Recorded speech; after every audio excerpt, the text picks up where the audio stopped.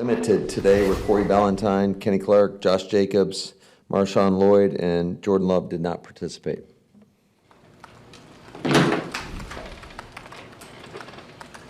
What are the psychological challenges of playing a couple games without your starting quarterback? The same challenges they are every week. You got to get your team ready to play. I mean, the circumstances does not dictate how we go about and how we approach a game ever. So never has, never will. So it's just you think about how do we put our players in the best position possible, no matter who's out there. That's the mentality. I mean, that's the only way I go about it. You give Malik all the number one snaps, or did you want to get Clifford? Yeah, we got Sean some as well. Is there any way you can do more than you normally would with a quarterback, like with Malik? Or No, I think, I mean, certainly there's things you can do post-practice and pre-practice, but it's hard to do that with the whole team, and there's a cost for that, and you still got to get everybody else the number of reps, and you don't want to overload them. You want these guys fresh, ready to roll for Sunday. Matt, how much time will you and Steno or the play calling team spend with Malik this week leading up, and is that critical to getting a feel for what he can do and what he wants and what he likes? Yeah, I think, relative to how we do it every week, I mean, there might be some more, if he feels like he needs it, he's got to communicate to us and let us know where he's at, and certainly we'll go through it and comb it at the end of the week and probably X out some things if he's not very comfortable with it and star the things that he really likes and that he has more comfortability with. And it's not like we're dealing with a rookie here that has no background. He's a lot of these offenses do similar things. It's just how do you do them, when do you do them, who are you putting where. So we take that all into account. Is the workload with him roughly then the same as you would do on a regular week with Jordan? And is that because you don't want to overload him? I know he's not a rookie, but he has only been here for less than 3 weeks, so he hasn't been with you that long. Feels like a lot longer than that. So is it the same workload as you would with Jordan, or is it a little bit more, or how do you approach it? You're talking about reps? Like extra time? Yeah, I mean, he's working post-practice right now, just getting some extra stuff in. And but I think it's a similar process. Everybody's going to have their own process, every quarterback, every player, to get, I mean, every coach, quite frankly. Some guys spend more time here than others and, trying to get what they need to get done in order to help prepare their players to the best of their ability. I've been around a lot of different play callers. Everybody handles it a little bit differently, and you got to go through your process. And like I said before, it's not like we're dealing with a guy that doesn't have a process. He's got a process. I thought, he did a great job in his 3 weeks, which feels like 3 months that he's been here, just kind of going through it, being dialed in, knowing the details of why we're trying to get things called, showing him the necessary clips to get him prepared, to get him confident. And now it's about going out there and doing. And like I said, the things he might not be more comfortable with, we might, take out. But you got to go through the process, and you got to kind of get a feel for it and just communicate. Process in a situation like this, is your approach more, do you take the guy under your arm and say, okay, let's breathe here and slow it down, or do you just kind of give him space and let him work things out on his own? How do you balance that? That's a great question. I think it's a lot of feel, and certainly we're still getting to know each other, but I think the communication between all of us has been fantastic, and I'm confident that he'll tell me if he's uncomfortable with something. Seen him handle it so far? He's been awesome. He's been great. I mean, at the end of the day, it's football. It's something that these guys have been doing for a good majority of their life, and I think that's the approach you got to take. You pour everything you got into it from Monday through Saturday, and then you got to go play and trust the training, trust the preparation. You got to go play on Sunday. Along the lines of what Rob was asking, if it was Jordan starting, you would know what he would like. You'd have a pretty good foundation of kind of a starting point, wouldn't you? So how difficult is it for you guys to maybe not know so much what Malik likes? Well, I think it's just, I think there's a lot of trust both ways, in terms of him trusting that we're going to do our best to put him in the best possible position to make sure we're dialing up the things that we think they potentially could do to us from a defensive standpoint and attack those perceived weaknesses or whatever they may be in a certain coverage, a certain defensive scheme. And then, again, it comes back, go through the process, go through it. Whatever he does not feel comfortable with, we'll probably X out, and things he feels really comfortable with, we'll make sure we highlight and get dialed up. You mentioned what you went through with Mariota and Gabbert in 18. Is there anything that you experienced there that you can apply to this experience, or is it not really? No, I think just the dynamics were so different in terms of who you're going against, the situation, who you have around you. So I think you learn from every experience, but I'm not going to sit there and say we're going to do everything the same way. In that case, you'd had Gabbert through the whole offseason, correct, or much of the offseason? Yes. I can't remember, but I think so. Yeah.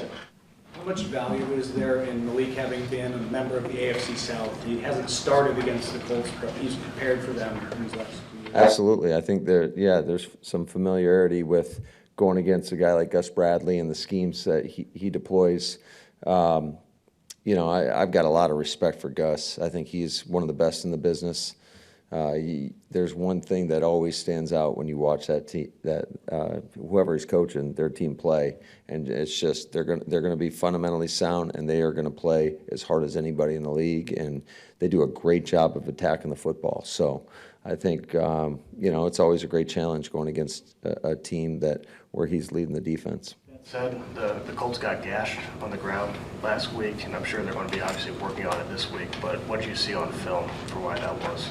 Yeah, Houston was committed to running the football. They did a good job up front of winning the line of scrimmage, and I thought Mixon was running really hard, and they made some plays. And just like anything in this league, once something happens, usually you put a lot of work into it to prevent it from happening again. So Willis comes in. He hasn't had your whole training camp and off season where you work on fundamentals and the footwork that goes with your timing and things. Do you try to just not? Is it too late to change things? Would that just screw him up if you work too much on his footwork and things like that? Well, I do think, and you guys have heard me say it a million times, the foundation of good quarterback play starts with your fundamentals. It starts with your footwork, and that's something we've been hitting hard since the day he got here, just training him the way we want him to take certain drops, and he's bought into it and he's attacked it, and so I think he's been doing a pretty good job with it. Is it kind of different than what he was doing? I think everyone's a little bit different in regards to what you stress, and but yeah, I can't really tell you. I just that'd be a better question probably for him. You left the door open for Jordan on Monday. Is that door any more or less open here today? I'd say it's pretty open. Is he progressing well? He's doing a nice job. He's spending a lot of time in the training room. Our guys have done a great job with him, Flea and Nate, and all our athletic trainers, our strength staff, and but at the same time, like I told you guys, he's got to be cleared. We got to feel like he can protect himself, and he's got to be confident enough to go out there and do that. Until that happens, then we're not even going to think about that. In that equation, does he need to practice? He's still a young player, and obviously your quarterback. Does he need to practice to play on a game? I'd say no. Matt, what are you, on the other side of the football, what are you emphasizing with your defense this week? What do you want to see? Where do you want to see the most improvement in game one? Yeah, I think that's something we hit with our team, is just a lot of teams, you're going to make your biggest jump from week 1 to week 2, and there's certainly a lot of areas that we can improve upon in terms of just making sure our communication's on point, making sure that we track and tackle the right way. We had some situations where we missed some tackles, and it was because we took bad angles to the football. And when you do that, I mean, we had a couple situations where we were able to put them in either second and third and long, and those are tough usually to overcome. And unfortunately, a couple of those they were able to get out and get some big gains out of. And there's a couple others where on third down we take a poor angle and they're picking up a first down. So I think there's a lot to be. A lot of improvement in that area, just the tracking, tracking, and then the tackling, and getting guys on the ground. What do you think? Go ahead.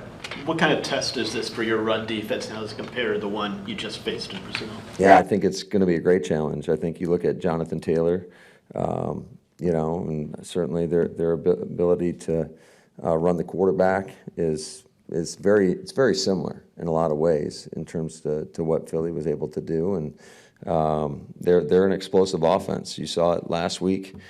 My man Richardson threw the ball at 60 some odd yards in the air, 66. So I think that this is a very explosive offense. More phase. What do you think the Colts have with Anthony Richardson right now? I think he's a big, strong, athletic quarterback that can beat you with his arm and with his legs. And I think they've got good wide receivers. They've got the back. They've got a tight end. I think up front they did a really nice job against I think a pretty good Houston defense. So, like I said, it's going to be a great challenge. How do you draw the line between wanting to rush a quarterback like that and get pressure on him so that he's not just sitting back there, but obviously being smart too? Where's the balance there? Yeah, that's always the great question. I thought last week for 3.5 quarters we did a really good job of bottling up Jalen in the pocket, and then in the last drive he was able to use his legs a couple times and move the sticks when we got a little bit more up the field and opened up some holes inside. There was one time where they were in empty and we stunted, and we shouldn't have been stunning in that situation, and it opened up a huge rush lane inside that he was able to scramble out. So I think that it's a balance in terms of what are you asking to do, and you got to play that game in terms of what you think how they're gonna attack you as well. Legs the priority for a quarterback that is dual threat like that? Because for 3.5 quarters, Jalen didn't get much going on the ground, but he still had time in the pocket, was able to hit big plays in the air. Is that okay as long as you're taking away the legs? It just depends on the complexion of the game. I'd say it's all different. It's a challenge, right? It's a great challenge when you're playing a quarterback as athletic as Richardson is. He's going to stress you in a lot of different ways. He's got the ability to pull it down, and certainly he had I want to say that was a touchdown run he had on the goal line. He had a couple other runs where he was able to get loose. Obviously, they had some design quarterback runs last week, and they do a great job with them. I think Shane and his crew there do a great job of scheming and attacking defenses. We saw him when he was the OC in Philly, and I've got a lot of respect for Shane.